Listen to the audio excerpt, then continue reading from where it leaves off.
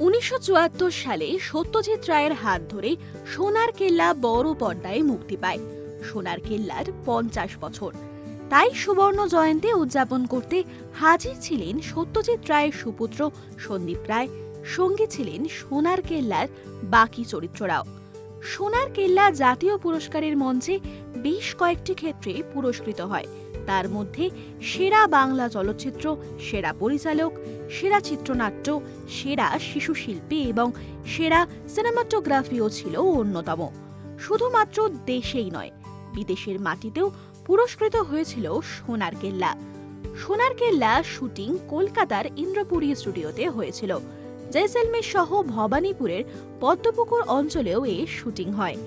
এই বছর সোনার কেল্লার 50 বছর উপলক্ষে ক্যালেন্ডার প্রকাশ অনুষ্ঠানে উপস্থিত ছিলেন সন্দীপ রায়, তোপসে অর্থাৎ সিদ্ধার্থ চট্টোপাধ্যায় এবং মুকুল অর্থাৎ কুশল চক্রবর্তী প্রমুখ।